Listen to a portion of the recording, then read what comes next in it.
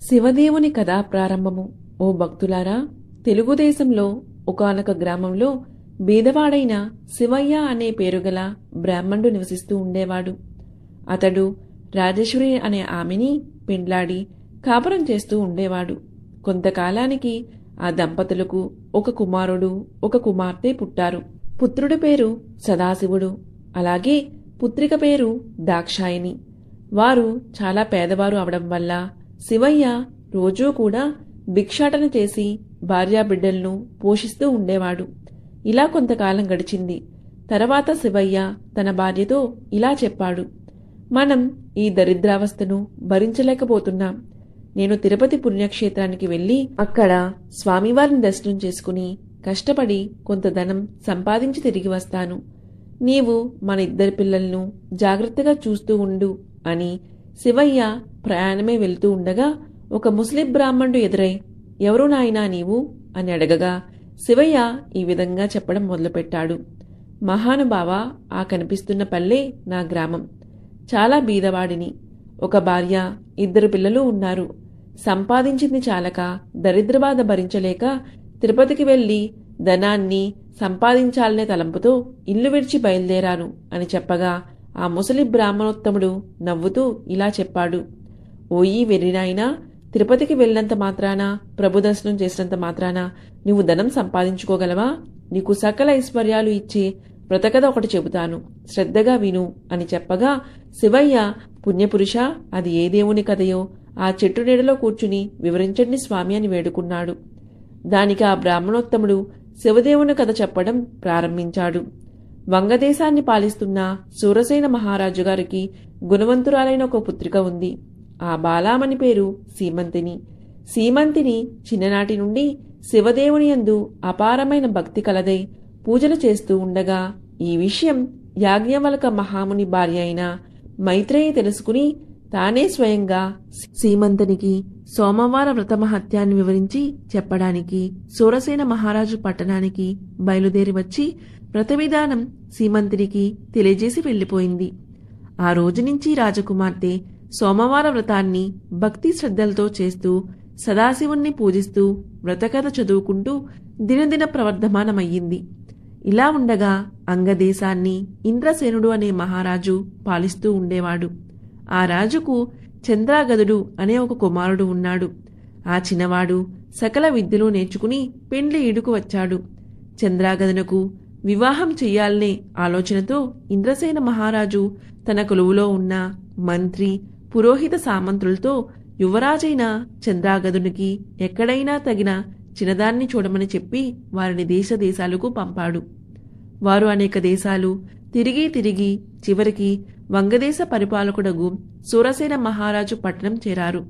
ఆ రాజుకు సీమంతిని అనే కుమార్తె కలదని పరిచారకుల వల్ల తెలుసుకుని రాజదర్శనానికి ఆస్థానానికి వెళ్లారు.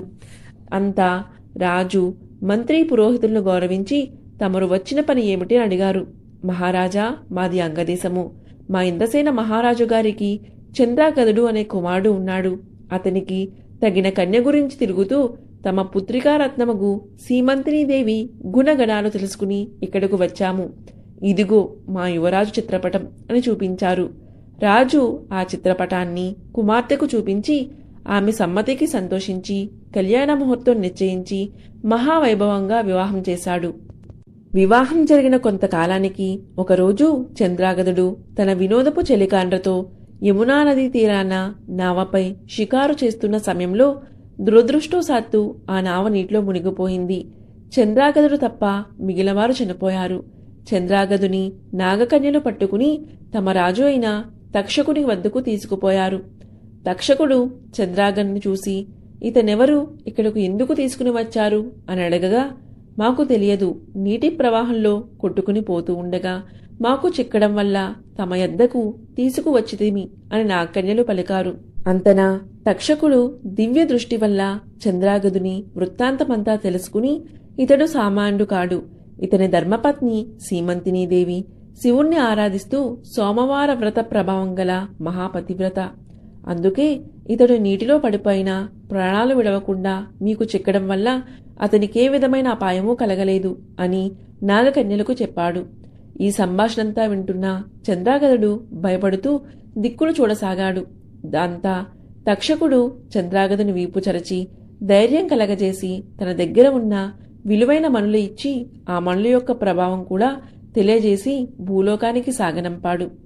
అక్కడ సీమంతని తన భర్త జాడ తెలియనందున నావ ప్రమాదంలో చిలికాండ్రతో పాటు తన భర్త కూడా మరణించాడని తలపోసి పరిపరి విధాలా విచారిస్తూ, ఓ శివదేవా, తల్లి పార్వతి, నేను విడవకుండా ఆచరిస్తున్న సోమవార వ్రతం యొక్క ఫలితం ఇదేనా అని దుఃఖిస్తూ కళ్ళు మూసుకొనగా స్వప్నంలో జగజ్జనని ప్రత్యక్షమై, అమ్మాయి, నీ భర్తకు ఏమీ భయం లేదు, విచారించుకు, సజీవుడై ఉన్నాడు, త్వరలోనే నీ దగ్గరకు వస్తాడు అని చెప్పి అంతర్ధానమైపోయింది.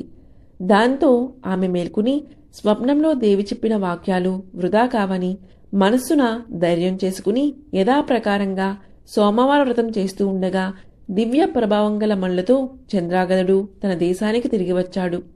ఇంద్రసేన మహారాజు కొడుకు రాకకు ఎంతో సంతోషించి జరిగిందంతా తెలుసుకుని తన కుమారుడు సజీవుడుగా ఉన్నాడని, మహిమగల మణులతో తిరిగి వచ్చాడని ఆ శుభవార్తను సూరసేన మహారాజుకు కబురంపి శుభముహూర్తాన సీమంతినీదేవికి చంద్రాగదుడికి వైభవోపేతంగా పట్టాభిషేకం చేశాడు. సీమంతినీదేవి చంద్రాగదులు తమ దేశ ప్రజలకు సోమవార వ్రత ప్రభావం గురించి, శివదేవుని మహిమల గురించి బోధిస్తూ ధర్మ మార్గాన్న రాజ్యపాలన చేస్తూ ఉన్నారు.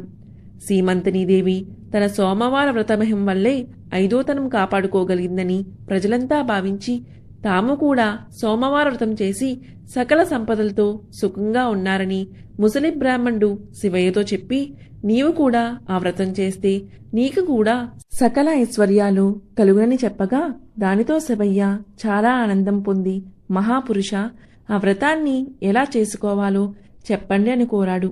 దానికి ఆ బ్రాహ్మణుడు ఈ విధంగా చెప్పాడు.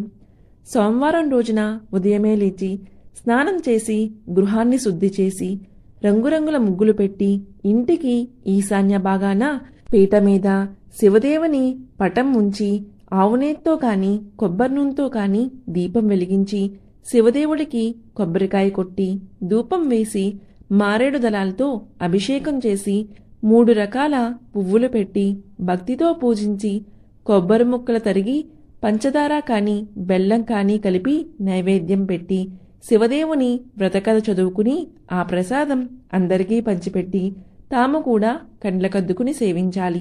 ఇలా 3 సోమవారాలు భక్తి శ్రద్ధలతో పూజిస్తే సిరి సంపదలు కలిగి మనసులోని కోర్కెలు ఫలిస్తాయని చెప్పి ముస్లిం బ్రాహ్మణుడు అదృశ్యమయ్యను.